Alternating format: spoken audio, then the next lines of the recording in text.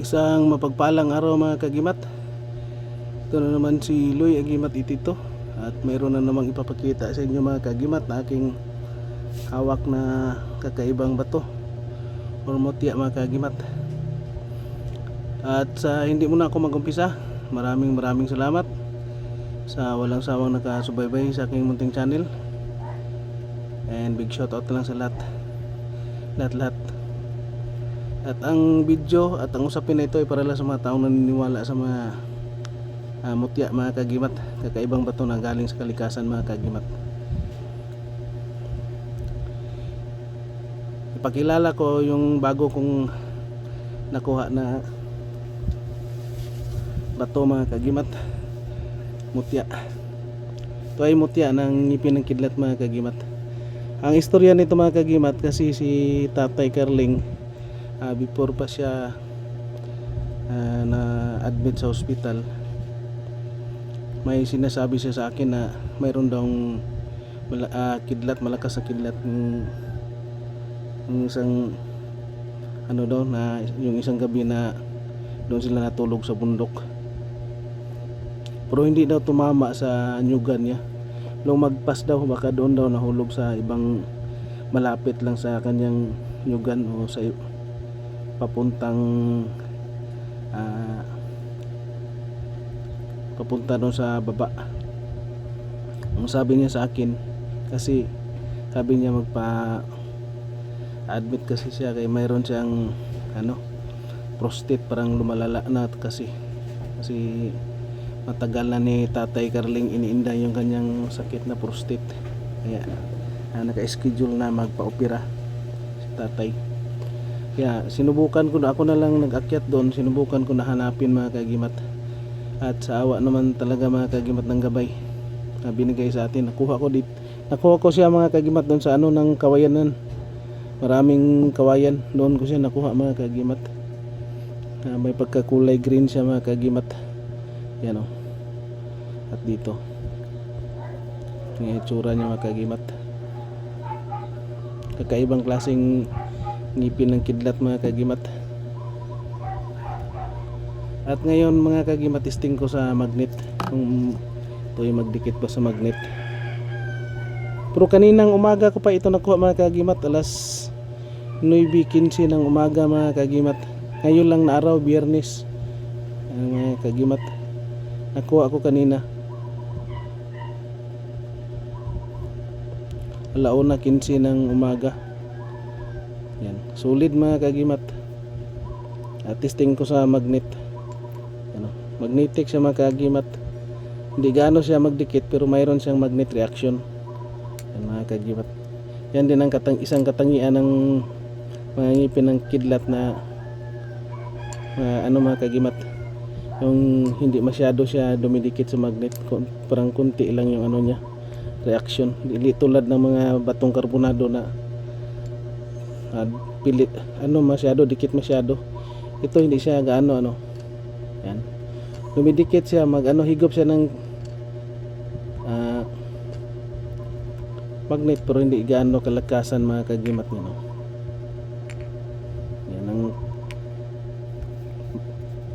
yan mga kagimat. Yung bago kong nakuha na ngipin ng kidlat mga kagimat na kulay green, may pagkakulay green siya mga kagimat. At ngayon mga kagimat, testing natin sa tester. Ito tester wala yang pagkasabihin mga kagimat mayroong wire, wala yan mga kagimat. Kahit dito mga kagimat wala yang lagyan ko yan tila.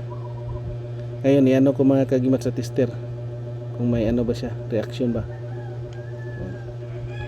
Yan mga kagimat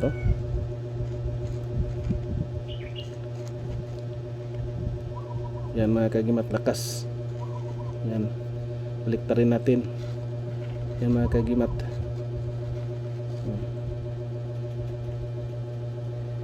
Full talaga ang niya mga kagimat sa tester dito. Ganun din ikis-kis lang mga kagimat yan yung light ng tester yan parang kidlat din. Kis-kis lang yan. Yan mga kagimat.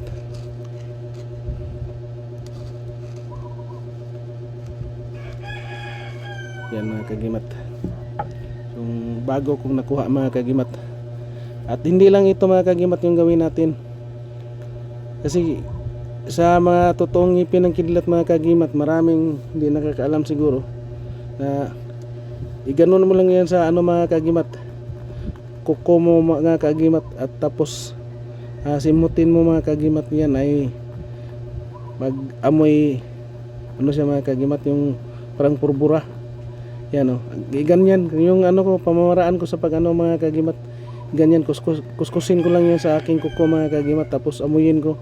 Pag magbaho yan ng purbura yan ay tunay na ngipin ng kidlat mga kagimat. At ito ay nasubukan ko na mga kagimat, na itesting ko sa ano, yung kiskis ko sa kuko, amoy purbura siya mga kagimat, at sulit mga kagimat.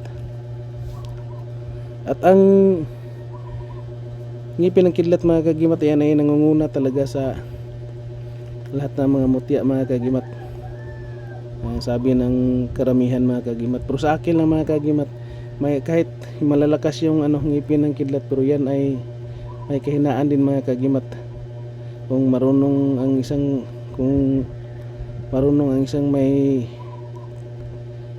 kalaban mo na mayroon din kahinaan ng ngipin ng kidlat, lalo na yung nagtatangan na hindi marunong magdala mga kagimat, may pangontra din yan.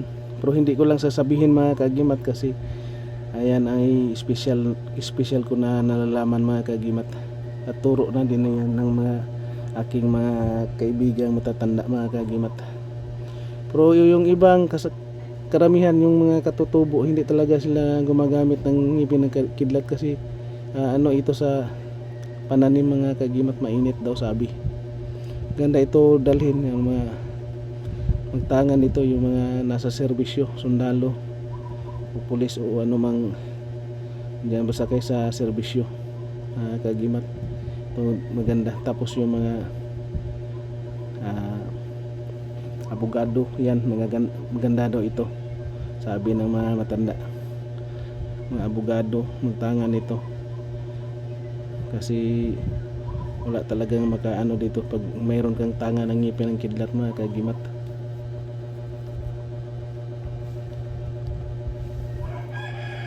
Yan mga kagimat, yung bago kong nakuha na ngipin ng kidlat. Doon ko ito nakuha sa area ni tatay mga kagimat, yung sa pero hindi na sa kanyang nyugan, doon na sa kabila ng area, hindi na sa kanya. Pero yung kidlat galing sa kanya papunta doon sa baba. Kaya sinubukan kong sa tulong ng ating mga mabait na gabay mga kagimat, nahanap ko talaga mga kagimat yung sinasabi ni tatay, kasi binigyan niya ako ng hanapin ko daw, baka makakuha ko. Ito na mga kagimat, naano ko na talaga mga kagimat, nakuha ko mga kagimat yung yan, ngipin ng kidlat na kulay green. At ito lang muna yung bago ko na naman mga kagimat na aking pinapakita sa inyo, na bago kong nakuha na mutya mga kagimat, mutya ngipin ng kidlat mga kagimat. And big shout out na lang sa lahat-lahat, and please like, share, comment, and subscribe mga kagimat. And thank you for watching. God bless ating lahat mga kagimat.